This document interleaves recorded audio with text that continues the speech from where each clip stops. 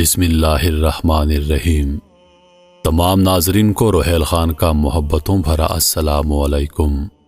میں امید کرتا ہوں کہ آپ سب دوست خیریت سے ہوں گے۔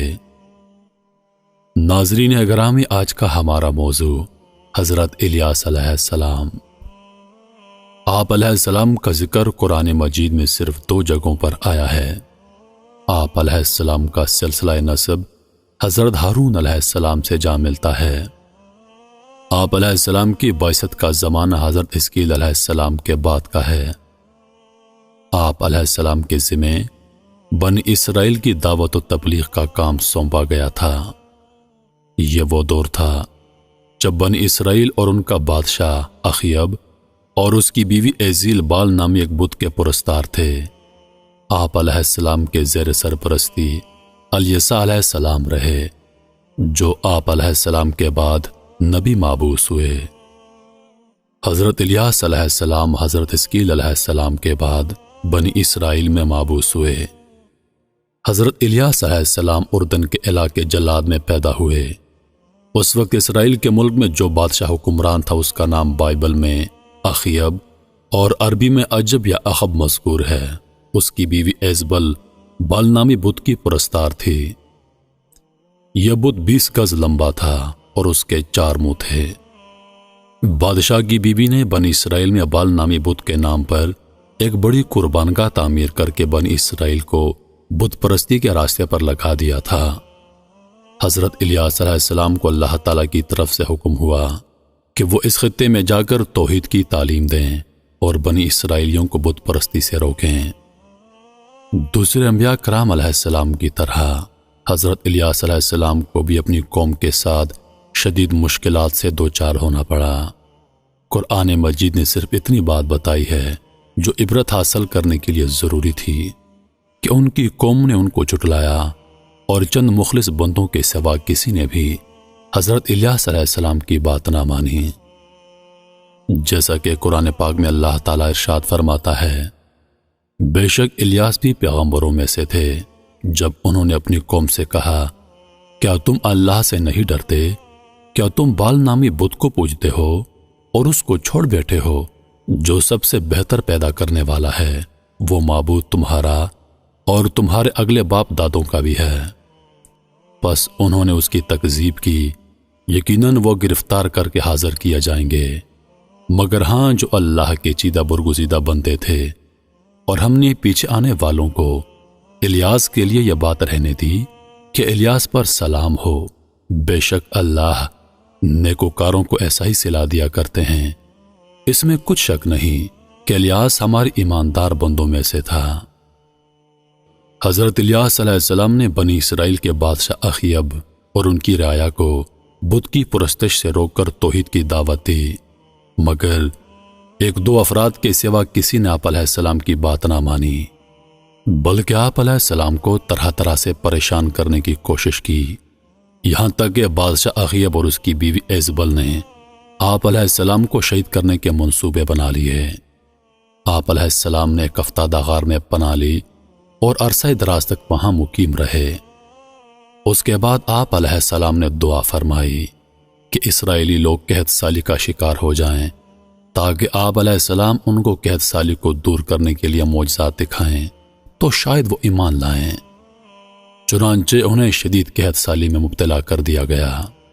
3 سال تک بارش نہ ہوئی۔ اس کے بعد حضرت الیاس علیہ السلام اللہ تعالیٰ کے حکم سے اخیب سے ملے اور اس سے کہا، یہ عذاب اللہ تعالیٰ کی نافرمانی کی وجہ سے ہے۔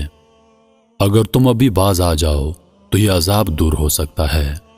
میری سچائی کے امتحان کا بھی یہ بہترین موقع ہے۔ حضرت الیاس علیہ السلام نے بادشاہ سے مزید ارشاد فرمایا کہ تم کہتے ہو کہ اسرائیل میں تمہارے معبود بال کے 450 نبی ہیں۔ تم ایک دن ان سب کو میرے سامنے جمع کر لو، وہ بال کے نام پر قربانی پیش کریں اور میں اللہ کے نام پر قربانی پیش کروں گا۔ جس کی قربانی کو آسمانی آگ کھا کر بھسم کر دے گی، اس کا دین سچا ہوگا۔ اس تجویز کو سب نے بخوشی مان لیا۔ چنانچہ کوہ کرمل کے مقام پر یہ اجتماع ہوا۔ بال کے جھوٹے نبیوں نے اپنی قربانیاں پیش کیں اور صبح سے دوپہر تک بال سے التجائیں کرتے رہے مگر کوئی جواب نہ آیا۔ اس کے بعد حضرت الیاس علیہ السلام نے اپنی قربانی پیش کی۔ اس پر آسمان سے آگ نازل ہوئی اور اس نے آپ علیہ السلام کی قربانی کو بھسم کر دیا۔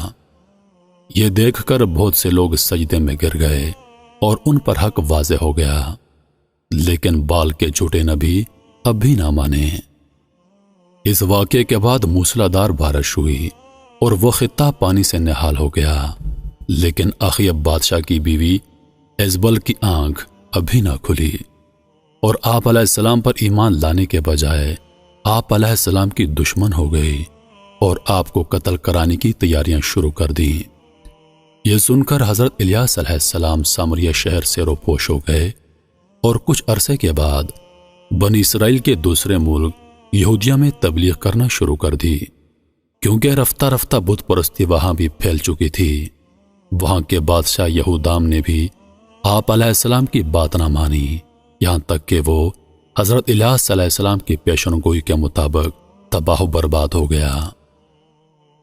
چند سال بعد آپ علیہ السلام دوبارہ اسرائیل میں تشریف لائے اور دوبارہ بادشاہ اخیب اور اس کے بیٹے اخزیاہ کو راہ راست پر لانے کی کوشش کی، مگر وہ بدستور اپنی سرکشی پر قائم رہے، یہاں تک کہ ان کو بیرونی حملوں اور مہلک بیماریوں کا شکار بنایا گیا۔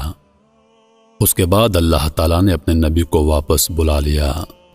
شیطان بال بت میں بیٹھ گیا تھا اور اس کے نبی باہر بات کرتے تو شیطان اندر سے جواب دیتا کہ تمہارا خدا یہ کہتا ہے۔ پھر بادشاہ اور تابعین اس کے موافق عمل کرتے۔ بنی اسرائیل جو حضرت یوشع بن نون علیہ السلام کے زمانے سے اسی شہر میں رہتے تھے، وہ بھی اس بت کے پجاری ہو گئے۔ حضرت الیاس علیہ السلام ایک پہاڑی میں 7 سال تک چھپے رہے اور سوائے گھاس وغیرہ کے کچھ خردنوش نہ تھا۔ بادشاہ نے بڑی تلاش کی، لیکن کسی طرح بھی حضرت الیاس علیہ السلام نہ ملے۔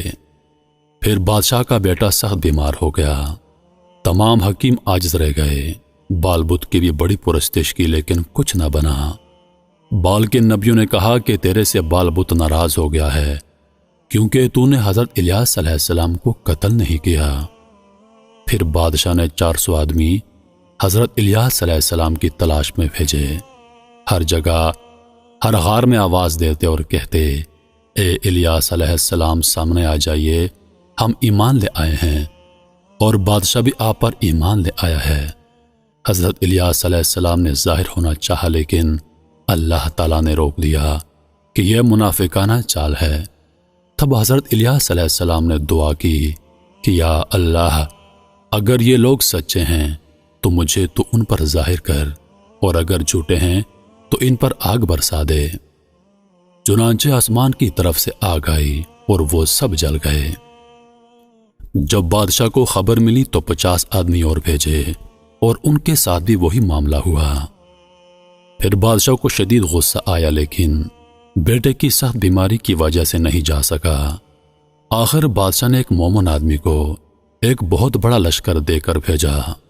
اس مومن نے حضرت الیاس علیہ السلام کو آواز دی تو حضرت الیاس علیہ السلام اس کے شہر میں آئے، لیکن اس وقت بادشاہ کا بیٹا شدید بیماری کی وجہ سے ہلاک ہو گیا۔ بادشاہ اسی غم میں تھا کہ حضرت الیاس علیہ السلام پھر چلے گئے۔ بادشاہ نے لشکر کے کمانڈر سے حضرت الیاس علیہ السلام کے بارے میں دریافت کیا۔ اس مومن نے کہا، میں بھی آپ کے لڑکے کے غم میں مبتلا تھا، مجھے نہیں پتا کہ وہ کہاں چلے گئے۔ بڑی مصیبتیں گزارنے کے بعد حضرت الیاس علیہ السلام ایک عورت کے گھر رہے۔ اس کا جوان بیٹا بیمار تھا۔ حضرت الیاس علیہ السلام نے دعا کی تو وہ ٹھیک ہو گیا۔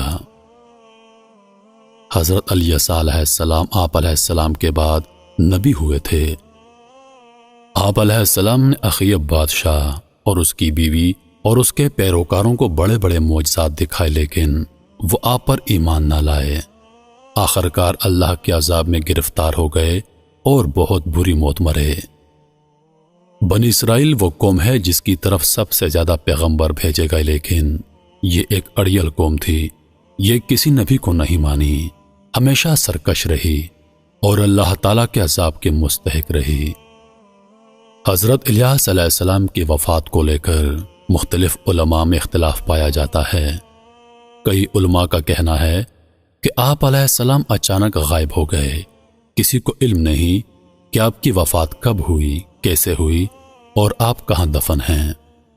لیکن کچھ علماء کرام کا کہنا ہے کہ آپ علیہ السلام کو آسمان پر اللہ پاک نے اٹھا لیا ہے۔ کچھ علماء کرام کا کہنا ہے کہ آپ علیہ السلام حضرت خضر علیہ السلام کی طرح دنیا میں زندہ ہیں، باقی اللہ بہتر جانتا ہے۔ امید کرتا ہوں کہ ویڈیو آپ دوستوں کو پسند آئی ہوگی۔